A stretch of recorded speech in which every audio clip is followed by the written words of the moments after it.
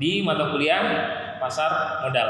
Nah, di permasalahan sebelumnya kita udah bahas tentang analisa fundamental, yang dimana analisa fundamental itu ada 3, ada mengenai analisa ekonomi, ada analisa industri, dan analisa laporan keuangan perusahaan. Nah, sekarang kita bahas lagi analisa industri. Apa itu Pak analisa industri? Kalau analisa industri itu kan begini Pak Didi, yaitu suatu analisa yang mempelajari tentang bagaimanakah kompetitif atau persaingan dari suatu sektor industri hubungannya dengan perusahaan-perusahaan yang memiliki potensi pada suatu industri tertentu. Atau secara sederhana saya katakan begini, pengertian analisis industri itu kita ingin mencoba bagaimanakah potensi atau prospek sebuah industri itu hubungannya dengan berinvestasi di Bursa Efek Indonesia. Jadi kalau misalnya begini, saya kan mau berinvestasi di Bursa Efek Indonesia, sudah kan ada berbagai sektor di sana.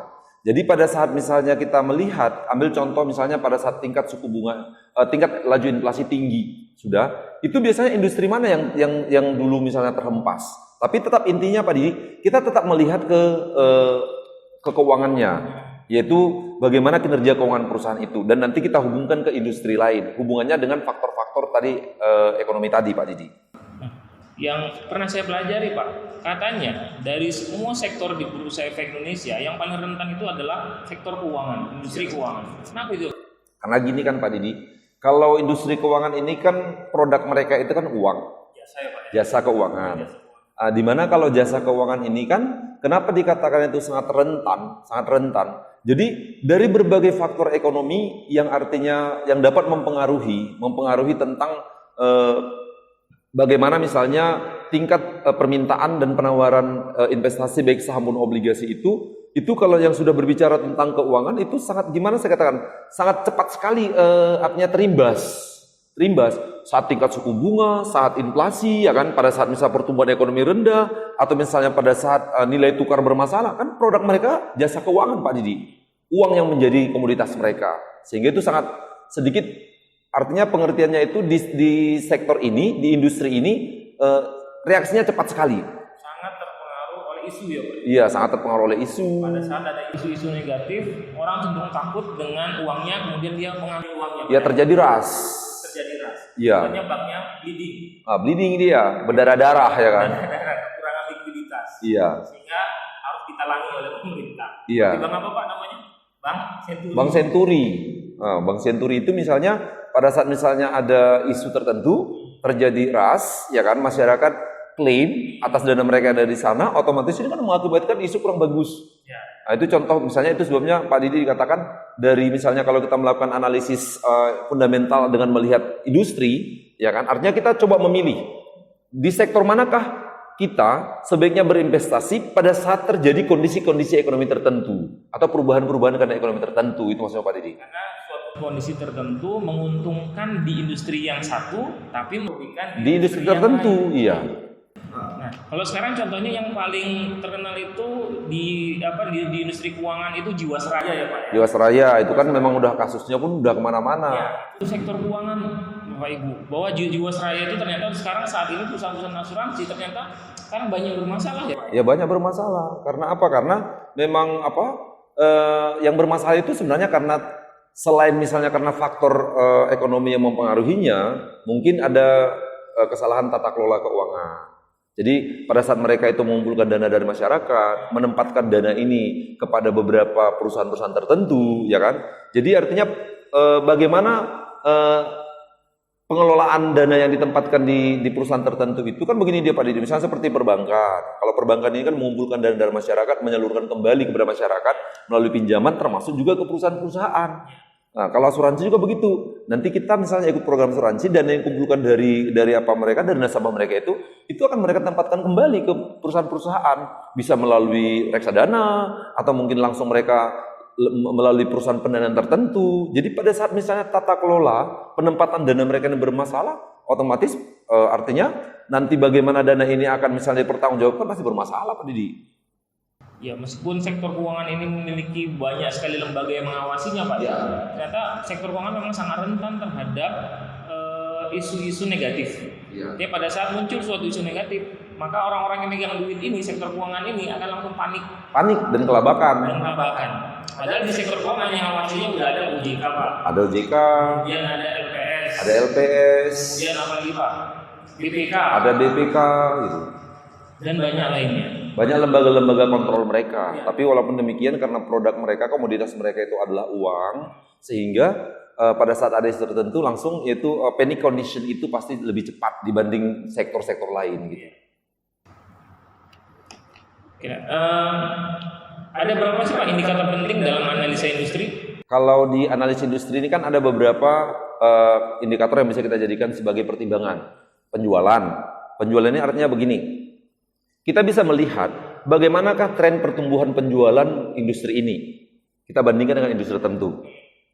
Tapi untuk melihat tren naik turunnya penjualan dia ini, tetap kita lihat juga terhadap misalnya kondisi ekonomi yang sedang dihadapi. Jadi kalau misalnya begini, ambil contoh misalnya sektor jasa, misalnya kesehatan, rumah sakit, sudah. Jadi kita ingin mempertimbangkan, saya lebih bagus misalnya mana lebih bagusnya saat ini saya membeli misalnya sektor pertambangan atau di sektor misalnya jasa kesehatan, sudah. Jadi kalau kita lihat ternyata pada saat ini ya kan penjualan daripada sektor kesehatan misalnya permintaan misalnya seperti sekarang ini kan dalam kondisi misalnya Covid ya kan, kesehatan itu sangat penting sehingga boleh kita katakanlah bahwa jasa kesehatan itu pasti penjualannya sangat drastis meningkat ya. Iya, sangat meningkat. Sehingga bisa kita katakan bahwa kalau kita melihat secara analisis industri, berarti dia lebih prospek dibanding daripada sektor-sektor lain, industri lain. Nah, itu kalau penjualan, terus laba. Kalau laba ini kan jelas. Kita bisa melihat dari laporan keuangan industri itu, misalnya pada sektor itu kira-kira rata-rata yaitu laba mereka itu mengalami tren naik atau tren turun. Jadi kita pilihlah misalnya yaitu industri-industri yang trennya itu menunjukkan trennya sedang naik. Sudah, terus dividen. Jadi kita bisa melihat rata-rata misalnya industri tertentu, sektor tertentu itu dividen ini kan seberapa besarkah dari porsi laba mereka itu dibagikan kepada pemegang saham. Karena intinya kan begini, dari mana cara menghitungnya itu? Nanti dengan menghitung rata-rata dividen, ada nanti dividen payout ratio, kemampuan perusahaan itu untuk membayarkan dividennya. Nanti kita lihat. Jadi kalau kita bandingkan industri ini dengan industri tertentu, misalnya tingkat rata-rata kemampuan membayar dividennya itu lebih tinggi, berarti dia lebih prospek. Kita pilih sektor itu. Terus selanjutnya ada struktur modal. Kalau struktur modal ini kan suatu keadaan di mana perbandingan antara yaitu hutang jangka panjang dengan modal milik sendiri. Jadi biasanya kalau kita melihat di suatu industri, misalnya industri tertentu itu struktur modalnya itu agak berisiko tinggi, sebaiknya jangan berinvestasi di sana. Lebih banyak menggunakan hutang. Jadi artinya modal kerja mereka untuk operasional itu lebih banyak menggunakan hutang, itu artinya risikonya tinggi. Berarti struktur modal industri itu kurang baik, kurang bagus. Banyak bayar bunga, resiko misalnya mereka untuk misalnya menutupi beban yang lebih berat juga tinggi. Nah, itu masalah struktur modal. Terus ada regulasi. Regulasi begini, pemerintah kan pasti memiliki lembaga-lembaga regulasi untuk membuat kebijakan-kebijakan tentang sektor-sektor tertentu. Ambil contoh misalnya pada saat pemerintah menerbitkan regulasi tertentu untuk kita misalkan untuk sektor perusahaan industri-industri yang di sektor misalnya kelautan kan gitu. Jadi pada saat regulasi itu tidak memihak pada industri itu berarti buat sementara kita jangan berinvestasi di industri itu. Kenapa? Karena regulasi pemerintah agak sedikit membatasi mereka. Sekarang Pak yang lagi ditunggu-tunggu ini adalah usul dari Kementerian Perindustrian. Ya. Kementerian Perindustrian mengusulkan agar pemerintah menghapus pajak pajak penjualan barang mewah pada mobil. Itu akan menyebabkan harga mobil akan jauh lebih murah dibanding saat ini. Artinya dampaknya ke depannya Pak, berarti sektor yang industri yang menarik itu adalah industri otomotif ya Pak. Otomotif. Karena kan nanti pajak atas barang mewah itu contoh regulasi itu. Adanya regulasi itu kan hanya kebijakan pemerintah yang mungkin akan memihak atau mengakibatkan dengan adanya regulasi ini berarti perkembangan pertumbuhan industri makin membaik. Jadi pada saat misalnya kita menggunakan analisis fundamental dari sudut pandang analisis industri, jadi pada saat regulasi pemerintah ke sektor ini sedang misalnya tendensinya memihak, ya berarti artinya kita berinvestasi di industri itu dulu gitu. Itu dia Pak Didi. Terus ada inovasi. Jadi kalau misalnya kita melihat misalnya gini, otomatis isu tentang sektor-sektor tertentu itu selalu ada. Jadi kalau misalnya kita lihat industri tertentu itu sedang gencar-gencarnya melakukan inovasi. Ya kan, misalnya ambil contoh kalau misalnya pada saat industri misalnya otomotif, ya kan? Dengan misalnya makin banyaknya desain model, makin banyaknya riset yang mereka buat sehingga mereka bisa berinovasi dan menghasilkan produk-produk yang elegan tapi harga murah sehingga permintaannya tinggi. Berarti kalau misalnya kita lihat misalnya bisa di otomotif atau mungkin bisa di sektor ambil contoh misalnya jasa pariwisata, ya kan? Misalnya pada saat mereka banyak terobosan-terobosan inovasi yang mengakibatkan misalnya persepsi tentang industri itu bagus. Jangan hanya persepsi saja, kenyataannya nanti kita lihat bahwa terjadi sedang berkembangnya sektor itu karena inovasinya. Berarti sebaiknya kita memilih industri itu dulu untuk berinvestasi di pasar modal gitu Pak Didi. Inovasi ini seperti contohnya ketika Kalbe Farma itu kerjasama dengan Sinovac. Sinovac. Vaksin. Nah, itu kan inovasi, bukan vaksin. Artinya ke depannya harga saham dari Kalbe Farma itu pasti meningkat. Pasti akan meningkat. Karena memang secara industri ini sedang terdongkrak. Industri kesehatan saat ini sedang naik-naiknya. Naik daun lah dia. Karena semua orang sekarang rasa sakit aja bawaannya. Iya. Nah, selanjutnya Pak, kita akan bicara tentang analisa keuangan perusahaan Pak. Ya. Dalam analisa keuangan perusahaan, berarti kita akan bicara tentang analisa rasio keuangan. Ya. Rasio keuangan ini kan asalnya dari laporan keuangan perusahaan. Ya. Nah, rasio keuangan apa saja sih Pak yang dapat kita gunakan untuk menganalisa fundamental sebuah perusahaan? Oke Pak Didi, jadi artinya begini. Kalau kita bicara tentang analisa keuangan suatu perusahaan itu, ya kan, artinya berarti sumber data yang kita gunakan itu kan dari laporan keuangan perusahaan itu. Sebenarnya banyak sekali teknik-teknik melakukan analisis laporan keuangan perusahaan. Tapi kalau kita bicara tentang pertimbangan untuk berinvestasi di pasar modal, itu lebih banyak orang hanya menggunakan analisis rasio.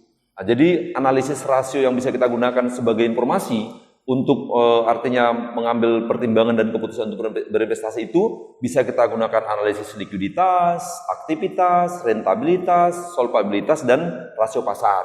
Jadi kalau misalnya likuiditas ini kan kemampuan perusahaan itu untuk menutupi seluruh kewajiban jangka pendek.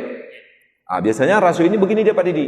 Kalau misalnya kita ingin mengambil pertimbangan misalnya untuk membeli saham ataupun obligasi emiten yang ada di Bursa Efek Indonesia, yaitu perusahaan-perusahaan yang misalnya likuiditasnya bagus itu biasanya kita gunakan kalau secara fundamental biasanya harus jangan misalnya untuk jangka panjang, jangka pendek ini. Karena dia melihat keadaan yang emergensi, kemampuan perusahaan untuk menutup atau membayar seluruh kewajiban jangka pendek. Yang kedua ada rasio aktivitas. Rasio aktivitas ini berhubungan dengan bagaimanakah kemampuan perusahaan tersebut untuk melakukan yaitu kegiatan operasional yang stabil. Jadi artinya semakin tinggi rasio aktivitas berarti perusahaan ini semakin mampu memanfaatkan seluruh sektor-sektor SDM potensi mereka itu untuk meningkatkan yaitu output mereka. Dengan satu asumsi kan tadi gini, saat mereka mampu meningkatkan output, dengan asumsi kita anggap bahwa mereka juga semua produk mereka itu laku terjual maupun barang maupun jasa. Jadi pada saat kita melakukan analisis ini, pilihlah emiten-emiten yang memang rasio aktivitasnya cukup tinggi. Pengertian rasio aktivitas tinggi itu berarti mereka itu outputnya meningkat dan penjualannya otomatis meningkat, walaupun tidak selamanya gitu. Terus ada rasio rentabilitas. Rentabilitas ini kemampuan perusahaan itu untuk memperoleh laba. Untuk memperoleh laba ini berarti namanya maksimalisasi keuntungan. Jadi perusahaan itu dikatakan memiliki rentabilitas yang tinggi apabila yaitu laba mereka itu meningkat dari periode ke periode. Tapi dengan satu syarat itu laba mereka itu merupakan laba yang memang jangan misalnya laba yang tidak real ya. Karena kalau kita ada dua sudut pandang ini. Dari sudut pandang akuntansi, saat perusahaan itu labanya meningkat itu bagus. Tapi kalau dari sudut pandang manajemen keuangan, ada perusahaan walaupun misalnya kemampuan meningkatkan laba tinggi, ternyata labanya ini banyak laba yang bermasalah dalam bentuk piutang dan tingkat kolektibilitas piutangnya misalnya kurang bagus. Ini kurang bagus Pak Didi. Jadi ada dua sudut pandang tentang rentabilitas ini, sudut pandang akuntansi dan sudut pandang manajemen keuangan. Kalau dari sudut pandang akuntansi, pada saat rentabilitasnya tinggi, berarti perusahaan ini bagus. Tapi kalau dari sudut pandang keuangan, walaupun rentabilitasnya tinggi, kalau ternyata laba mereka ini adalah laba yang memang lebih banyak tertahan dalam bentuk piutang berinvestasi di pihak eksternal, itu kurang bagus. Kenapa akan terjadi? Yaitu laba yang dilaporkan itu tapi artinya tidak bisa dimanfaatkan untuk pengembangan perusahaan ke depan. Karena kredit macet. Iya, kredit macet. Terutama untuk perusahaan pembiayaan ya Pak. Iya, pembiayaan itu artinya cukup perlu harus diperhatikan. Ya, meskipun dia mencatatkan laba yang besar, dilihat dulu. Ya, dilihat dulu. Berapa utang tak tertagihnya ya Pak ya. Dan kalau hubungannya ke rasio ini ada sedikit Pak Didi, hubungannya ke manajemen keuangan. Ada kan namanya kan manajemen laba, earnings management. Ini kalau secara manajemen keuangan kita hanya menghitung rasionya. Tapi kalau secara misalnya psikologi praktek di lapangan, hubungan tentang rentabilitas ini, ada perusahaan memang kita lihat rentabilitasnya bagus. Pengertian rentabilitas bagus itu berarti laba yang mereka dapatkan itu dan mereka laporkan meningkat dari periode ke periode. Tapi kita harus hati-hati. Kita harus memang bisa memahami, jangan-jangan di perusahaan terjadi manajemen laba gitu. Pengertian manajemen laba itu, mereka itu melaporkan laba sedemikian rupa dengan menggunakan estetik akuntansi, tetapi ternyata laba ini laba yang memang tidak nyata. Kok bisa terjadi seperti itu ya kan? Mereka menggunakan kelemahan-kelemahan akuntansi. Ada laba tidak nyata ya Pak ya? Ada laba tidak nyata. Misalnya begini, secara standar akuntansi, misalnya persediaan itu harus dinilai. Kalau memang kita lihat kenyataannya persediaan mereka ini kita katakan sudah hampir 60% bermasalah. Pengertian bermasalah itu pertama daluarsa, nggak laku lagi di pasar. Tapi mereka tidak laporkan itu di laporan keuangan agar nanti laba mereka itu jangan turun. Padahal kenyataannya laba mereka persediaan mereka ini sudah lebih banyak persediaan yang memang di pasar pun pemerintah udah memang nggak ada lagi. Tetapi itu dilaporkan secara akuntansi harusnya mereka melaporkan sebagai kerugian karena barang ini pasti akan berada di gudang sampai nanti usang. Tapi mereka nggak akui. Karena kalau mereka akui sebagai rugi, otomatis laba mereka turun. Tapi ini nggak mereka akui, mereka tunda pengakuannya. Agar bagaimana? Agar laba mereka itu jangan sampai turun. Sehingga ini contoh manajemen laba Pak Didi. Namanya manajemen laba. Jadi artinya kalau secara rasio, misalnya kita lihat rentabilitasnya baik, sudah secara rasionya, nanti ada beberapa rumusan-rumusan nanti adik-adik bisa melihat di analisis kinerja keuangan emiten. Nanti ada topiknya itu Pak Didi. Misalnya rasio tentang misalnya laba kotor terhadap penjualan, rasio tentang perputaran piutang, ya kan? Nanti walaupun misalnya rasio rentabilitasnya bagus, tetapi hati-hati. Ini informasi tambahan bagi adik sekalian, walaupun kalian tidak dari akuntansi, hati-hati jangan sampai laba atau rentabilitas yang dilaporkan yang baik itu ternyata di dalamnya ada manajemen laba, earnings management dengan berbagai cara gitu. Jadi kita tidak bisa hanya menggunakan satu jenis rasio keuangan saja ya Pak? Ya, nggak bisa. Kita harus melihat rasio-rasio keuangan yang lain. Ya. Nah, terus ada rasio yang terakhir namanya ada lagi rasio tertentu Pak Didi, ada rasio solvabilitas. Kemampuan perusahaan ini hubungannya ke apa dia Pak Didi? Kalau solvabilitas ini hubungannya ke apa? Ya jangka panjang. Memenuhi kewajiban jangka panjangnya. Hanya kalau begini, kalau hubungannya jangka panjang ini, kalau memang saya berinvestasi di pasar modal, kalau memang saya memang betul-betul mau trading, saya nggak terlalu harus memperhatikan ini jangka panjang karena saya memang ingin memanfaatkan waktu singkat kan gitu untuk mendapatkan keuntungan atau capital gain kan gitu. Tapi kalau secara teori semakin rasio ini semakin tinggi, makin bagus karena tingkat penjaminan perusahaan itu terhadap kewajiban jangka pendek dan jangka panjangnya berarti bagus, ya. Tapi harus kita pahami secara fundamental karena memang rata-rata ke jangka panjang, ya kan. Kalau jangka pendek itu ini jarang digunakan orang. Oke, ada namanya rasio pasar atau market ratio. Kalau rasio pasar ini kita membandingkan keadaan keuangan atau kinerja keuangan suatu perusahaan itu terhadap pasar. Pasar itu artinya berarti perusahaan-perusahaan atau emiten-emiten lain yang berada dalam satu kelompok industri. Nah, artinya likuiditasnya kita bandingkan. Likuiditas PTA selaku emiten dengan industri dia. Itu berarti kita melihat ke rasio pasar. Itu dia Pak Didi. Nah, dalam rasio pasar ini Pak ada price to book value ratio, Ya. ada price earning ratio, ada EPS juga kan Pak. Ya. Nah, rasio-rasio ini seringkali dijadikan dasar untuk investor untuk mengambil keputusan apakah saham ini murah nggak ya, membandingkan harga pasar dengan nilai buku dari sahamnya. Apa itu Pak nilai buku saham? Maksudnya begini, kan nilai buku saham itu kan yaitu nilai intrinsik yang terkandung dalam saham itu, di mana untuk menghitungnya ini kan kita melihat nilai intrinsik ini adalah harga perolehan daripada harga pada saat penerbitan, issued cost pada saat penerbitan ditambah dengan laba ditahan perusahaan itu dibagi dengan jumlah saham beredar, itu rumusnya ya kan. Jadi kalau misalnya kita menghitung rasio ini misalnya price to book value, kita ingin bandingkan antara nilai intrinsik saham itu dengan harga pasarnya. Terkadang begini Pak Didi, ada perusahaan pada saat dia terbit harga 1.000, terus laba ditahan mereka kan mengalami peningkatan, sehingga berubahlah dia nanti nilai intrinsiknya itu dari 1.000 menjadi 1.500. Tapi harga pasarnya cuma 900. Kenapa bisa terjadi seperti ini kan gitu? Tadi kan saya ulangi dulu, namanya price to book value itu kita membandingkan antara harga pasar saham perusahaan itu dengan nilai intrinsiknya. Nilai intrinsik saham itu kita melihat nilai bukunya. Nilai buku itu kita hitung dengan yaitu harga pada saat penerbitan ditambah laba ditahan yang mereka miliki dibagi dengan jumlah saham beredar. Sudah? Jadi kalau misalnya nilai intrinsiknya naik, ternyata harga pasarnya turun. Ini berarti kan saham ini kurang bagus. Nah, di sini ini contoh itu syukur Pak Didi singgung itu. Ini kadang-kadang merupakan salah satu indikasi, berarti investor berindikasi perusahaan ini walaupun misalnya nilai buku sahamnya intrinsiknya naik, wah ini perusahaan kurang bagus, mungkin ada menjamin laba kan gitu. Sehingga permintaan akan sahamnya turun. Pada saat turun permintaan sahamnya pasti kan harga pasarnya turun Pak Didi gitu. Gitu dia kalau masalah price to book value Pak Didi. Kemudian price earning ratio Pak. Kalau price earning ratio ini kan begini, kan rumusnya itu kan harga dibagi dengan earning per share. Earning per share itu besarnya laba perusahaan per setiap lembar sahamnya.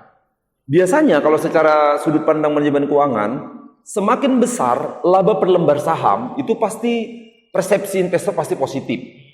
Tetapi tidak selamanya. Kita ingin melihat bagaimanakah perbandingan antara harga pasar dengan laba per lembar sahamnya. Ya kan? Kalau misalnya earning per share itu kan berarti gini, total laba dibagi dengan jumlah saham beredar. Maka kita perolehlah berapa laba per lembar saham. Sudah? Misalnya pada saat suatu perusahaan laba per lembar sahamnya naik, padahal harganya turun, ya kan? Pasti rasio ini makin kecil kan? Itu berarti pernya itu kecil. Kenapa bisa terjadi seperti ini? Berarti kan laporan perusahaan ini tentang meningkatnya laba per lembar saham itu tidak memberikan reaksi positif terhadap persepsi investor. Alah ngarang ya kan, besar pun banyak indikasi Pak Didi. Bisa saja perusahaan laba per lembar sahamnya makin meningkat, tapi kemampuan membayar sahamnya turun, kemampuan membayar dividennya turun, atau misalnya dari RUPS rapat umum pemegang saham ternyata alokasi dari laba perusahaan itu persentasenya terlalu kecil untuk pembagian dividen. Ini bisa mengakibatkan persepsi negatif. Alah perusahaan itu memang labanya besar, laba per lembar sahamnya besar, tapi dari keputusan mereka itu mengalokasikan untuk pembagian dividen kecil, sehingga respon investor kan negatif, sehingga permintaan sahamnya pasti turun, harganya makin turun. Atau pertimbangan lain, misalnya dianggap perusahaan ini walaupun laba per lembar sahamnya tinggi, labanya ini manajemen laba ya kan, nggak real. Nah, sehingga permintaan saham perusahaan itu turun, harganya makin turun Pak Didi. Itu biasanya dalam artinya praktek-praktek artinya pertimbangan fundamental dari tentang rasio keuangan suatu perusahaan gitu dia Pak Didi. Rasio keuangan ini memang kita tidak bisa percaya hanya dari satu rasio saja. Ya, tidak bisa. Harus kita hubungkan berbagai rasio yang nantinya saling berkorelasi sehingga nantinya pertimbangan kita lebih matang. Seperti yang kita bahas tadi karena memang fundamental itu rata-rata arahnya itu ke jangka panjang Pak Didi. Baik Bapak Ibu, untuk pertemuan kali ini sampai di sini. Sehat selalu agar selalu bisa ketemu lagi dengan kami di mata kuliah pasar modal. Assalamualaikum warahmatullahi wabarakatuh. Waalaikumsalam.